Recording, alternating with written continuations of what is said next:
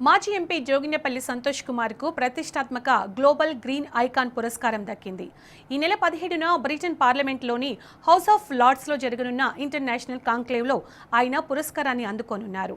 పర్యావరణ పరిరక్షణ, సుస్థిర అభివృద్ధి, వాతావరణ మార్పులపై పోరాడుతున్న ప్రపంచ స్థాయి నాయకులను గుర్తించి వారికి పురస్కారాలు అందిస్తున్న బ్రిటన్ సంస్థ Helen spark strategies UK limited ఈ కార్యక్రమాన్ని నిర్వహిస్తోంది. పర్యావరణ పరిరక్షణ ధ్యేయంగా నిరంతరం కృషి చేస్తున్న ఇగ్నైటెడ్ మైండ్స్ సంస్థను ముందుండి నడిపిస్తున్న మాజీ ఎంపీ సంతోష్ కుమార్ చేస్తున్న కృషికి గుర్తింపుగా ఆయన్ను ప్రతిష్టాత్మక గ్లోబల్ గ్రీన్ ఐకాన్ పురస్కారానికి ఎంపిక చేశారు.